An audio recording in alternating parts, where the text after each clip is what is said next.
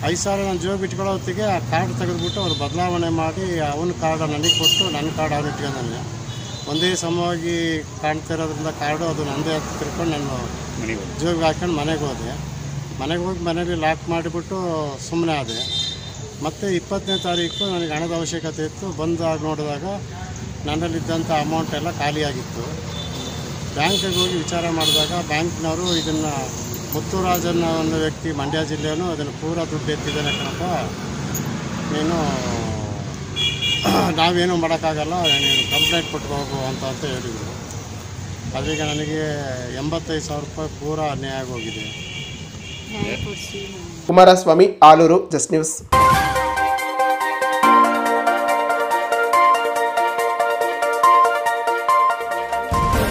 ಬೇಲೂರು ತಾಲೂಕಿನ ಅನುಘಟ್ಟ ಗ್ರಾಮ ಪಂಚಾಯತ್ನಲ್ಲಿ ನರೇಗಾ ಯೋಜನೆಯಡಿಯಲ್ಲಿ ದೊಡ್ಡ ಪ್ರಮಾಣದ ಭ್ರಷ್ಟಾಚಾರ ನಡೆಸಲಾಗಿದ್ದರೂ ಅಧಿಕಾರಿಗಳು ಗಮನ ಹರಿಸುತ್ತಿರುವುದಿಲ್ಲ. ಈ ಹಗರಣವನ್ನ ಸಂಬಂಧಪಟ್ಟಂತಹ ಮೇಲಾಧಿಕಾರಿಗಳಿಗೆ ತನಿಖೆಗೆ ಒಳಪಡಿಸುವಂತೆ ಗ್ರಾಮದ ಮೂರ್ತಿ ಆಗ್ರಹಿಸಿದರು. ಸುದ್ದಿಗೋಷ್ಠಿಯಲ್ಲಿ ಮಂಗಳವಾರ ಮಾತನಾಡಿದ ಅವರು, ಅನುಘಟ್ಟ ಗ್ರಾಮ ಪಂಚಾಯತ್ನಲ್ಲಿ ಸರ್ಕಾರ ನೀಡುವ ಅಭಿವೃದ್ಧಿ ಯೋಜನೆಗಳ ಫಲಾನುಭವಿಗಳ ಪಾಲಾಗದೆ ಉಳ್ಳವರ ಪಾಲಾಗಿದೆ. ಅಭಿವೃದ್ಧಿ ಎಂಬುವ ಹೆಸರಿನಲ್ಲಿ ಕೆಲ ಅಧಿಕಾರಿಗಳು ಸರ್ಕಾರದ ಬೊಕ್ಕಸಕ್ಕೆ ಕನ್ನ ಹಾಕುವ ಕೆಲಸವನ್ನ ಮಾಡುತ್ತಿದ್ದು ಅಧಿಕಾರವನ್ನ ದುರುಪಯೋಗ ಮಾಡಿಕೊಳ್ಳುತ್ತಿದ್ದಾರೆ. ತಾಲೂಕು ಅನುಘಟ್ಟ ಗ್ರಾಮ ಪಂಚಾಯತ್ ಮಾಹಿತಿ ಹಕ್ಕಿನಲ್ಲಿ ಮಾಹಿತಿ ಪಡೆಯಲು ಮಾಹಿತಿ ಅರ್ಜಿಯನ್ನ ಕೋರಿದರೆ ಸರಿಯಾದ ಮಾಹಿತಿ ನೀಡದೆ ಅರ್ಜಿದಾರರನ್ನ ದಾರಿ ತಪ್ಪಿಸುವ ಕೆಲಸವನ್ನ ಮಾಡುತ್ತಿದ್ದಾರೆ. ಅನುಘಟ್ಟ ಗ್ರಾಮ ಪಂಚಾಯತ್ ಅಲ್ಲಿ ನರೇಗಾ ಯೋಜನೆಯಡಿಯಲ್ಲಿ ದುರ್ಬಳಕೆ ಮಾಡಿಕೊಂಡು ಜನರಿಗೆ ಸಿಗಬೇಕಾದಂತಹ ಕೆಲಸವನ್ನ ಯಂತ್ರೋಪಕರಣಗಳಿಂದ ಬಳಸಿ ಕೆಲಸ ಮಾಡಿ ಕೂಲಿ ಕಾರ್ಮಿಕರಿಗೆ ಮೋಸ ಮಾಡುತ್ತಿದ್ದಾರೆ. ಅಧ್ಯಕ್ಷ, ಉಪಾಧ್ಯಕ್ಷ, ಸದಸ್ಯರು ಹಾಗೂ ಕೆಲವು ರಾಜಕೀಯ ಮುಖಂಡರುಗಳು ಗ್ರಾಮ ಪಂಚಾಯತ್ ಪಿಡಿಒ ಹಾಗೂ ಉದ್ಯೋಗ ಖಾತ್ರಿಯ ಯೋಜನೆಯಡಿಯಲ್ಲಿ ನಕಲಿ ಜಾಬ್ ಕಾರ್ಡ್ ಅನ್ನು ಸೃಷ್ಟಿ ಮಾಡಿ ಕೆರೆ ಕೋಡಿ, ಕಾಲುವೆ, ಕೆರೆಗಳ ಏರಿ ಇನ್ನಿತರೆ ಕಾಮಗಾರಿಗಳನ್ನ ಇಟಾಚಿ ಹಾಗೂ ಜೆಸಿಪಿಗಳ ಯಂತ್ರವನ್ನ ಬಳಸಿ ಕಾಮಗಾರಿಗಳನ್ನ ಮಾಡಿದ್ದಾರೆ. ಕೆರೆ ಹೂಳೆತ್ತುವುದು ಕಾಮಗಾರಿಯನ್ನ ರೈತ ಸಂಘದ ರಾಜ್ಯ ಉಪಾಧ್ಯಕ್ಷರಂತಹ ಜಿಟಿ ರಾಮಸ್ವಾಮಿಯವರು ತಮ್ಮ ವೈಯಕ್ತಿಕ ಹಣದಲ್ಲಿ ಕೆರೆ ಹೂಳನ್ನ ತೆಗೆಯುವ ಕೆಲಸವನ್ನ ಮಾಡಿರುತ್ತಾರೆ. ಆದರೆ ಅನುಘಟ್ಟ ಗ್ರಾಮ ಪಂಚಾಯತ್ ನರೇಗಾ ಯೋಜನೆಯಲ್ಲಿ ನಕಲಿ ದಾಖಲೆಗಳನ್ನ ಸೃಷ್ಟಿ ಮಾಡಿ ಹಣವನ್ನ ಬಿಡುಗಡೆ ಮಾಡಿಕೊಂಡಿರುತ್ತಾರೆ. ಅನುಘಟ್ಟ ಗ್ರಾಮ ಪಂಚಾಯತ್ ನಲ್ಲಿ ನರೇಗಾ ಯೋಜನೆಯ ಅಡಿಯಲ್ಲಿ ದೊಡ್ಡ ಪ್ರಮಾಣದ ಭ್ರಷ್ಟಾಚಾರ ನಡೆದಿದ್ದು ಯಾವುದೇ ಅಧಿಕಾರಿಗಳು ಗಮನ ಹರಿಸುತ್ತಿಲ್ಲ. ಈ ನರೇಗಾ ಯೋಜನೆಯಲ್ಲಿ ನಡೆದಿರುವ ಮೇಲಾಧಿಕಾರಿಗಳ ತನಿಖೆ ನಡೆಸಬೇಕು ಎಂದು ಒತ್ತಾಯಿಸಿದರು. ನಾನು ಮಾಹಿತಿ ನಲ್ಲಿ ಕೇಳ್ತೀನಿ, ಒಂದು 2 ತಿಂಗಳ ಹಿಂದೆ ಅವರು ಬೇಕು ಅಂತಾನೆ ಹೆಚ್ಚು ಅಮೌಂಟ್ ಕೇಳ್ತಾರೆ. 9,798 ಪುಟಗಳಾಗುತ್ತೆ ನಿಮ್ಮ ಕೇಳಿರೋ ಮಾಹಿತಿಗೆ. 19,596 ಕಟ್ಟಿ ಅಂತ ಹೇಳ್ತಾರೆ. ನಾನು ಒಂದ್ ತಿಂಗಳು ಮುಂಚೆನೆ ಒಂದ್ ತಿಂಗಳ ಲೆಟರ್ ಕಳ್ಸಾದ್ಮೇಲೆ ನಾನು ಕಟ್ತೀನಿ.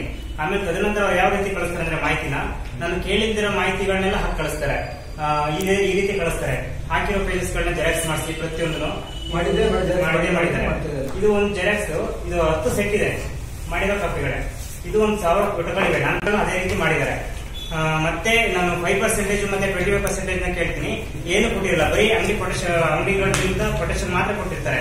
ಫಲಾನುಭವಿಗಳು ಏನೇನು ನೀಡಿದಿರ ಅಂತ ಕೇಳಿದೀನಿ, ಅದಕ್ಕೆ ಯಾರಿಗೂ ಏನು ಕೊಟ್ಟಿಲ್ಲ. ಒಟ್ಟಿನಲ್ಲಿ ಬಿಲ್ಗಳಲ್ಲಿ ಡೇಟ್ ಇಲ್ಲ. ಒಟ್ಟಲ್ಲಿ ಅಮೌಂಟ್ ಮಾಡ್ಕೊಂಡು ಇದು ಮಾಡಿದ್ದಾರೆ, ಬಿಲ್ ಮಾಡ್ಕೊಂಡಿದ್ದಾರೆ. ಸೊ ಆಮೇಲೆ ಬೆಳ್ಳವರ ಜಿಗಣೆಕಟ್ಟೆ ಅಂತ ಒಂದು ಕೆರೆನ ಖಾಸಗಿ ವ್ಯಕ್ತಿಯೊಬ್ರು, ರೈತ ಸಂಘದ ರಾಜ್ಯ ಉಪಾಧ್ಯಕ್ಷರೊಬ್ರು ಅದನ್ನ ಕಾಮಗಾರಿ ಮಾಡ್ತಾರೆ.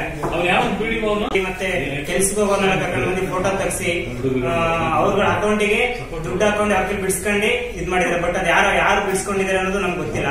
ಒಟ್ಟಲ್ಲಿ 3 ಲಕ್ಷ ಅದನ್ನ ಇದು ಹಾಕೊಂಡಿದ್ದಾರೆ. 3 ಲಕ್ಷ ಹಣ ಬಿಡುಗಡೆ ಮಾಡ್ಕೊಂಡಿದ್ದಾರೆ. ಹೀಗೇನೆ ಸುಮಾರು ಕೆಲಸಗಳಾಗಿದೆ ಅಲ್ಲಿ. ಮತ್ತೆ ಸಿಬ್ಬಂದಿ ವರ್ಗದವರೇ ಕೆಲಸ ಮಾಡ್ತಾ ಇದ್ದಾರೆ ಅನ್ನೋದು ನಮ್ಗೆ ಮಾಹಿತಿ ಇದೆ ಪಂಚಾಯತಿಯಲ್ಲೇ. ಯಾರಿಗೂ ಸರಿಯಾಗಿ ಅಲ್ಲಿ ನರೇಗಾ ಯೋಜನೆ ಕೆಲಸ ಮಾಡ್ಲಿಕ್ಕೆ ಯಾರು ಕೊಟ್ಟಿಲ್ಲ. ಯಂತ್ರೋಪಕರಣಗಳಲ್ಲೇ ಕೆಲಸ ಮಾಡಿಸ್ತಾ ಇದ್ದಾರೆ. ಸುದ್ದಿಗೋಷ್ಠಿಯಲ್ಲಿ ಗ್ರಾಮಾಂತರ ಬಿಎಸ್ ಪ್ರಸನ್ನ, ಎಸ್ಕೆ ಶಾಂತ ಇತರರು ಉಪಸ್ಥಿತರಿದ್ದರು. Srinivas, Hassan, just news.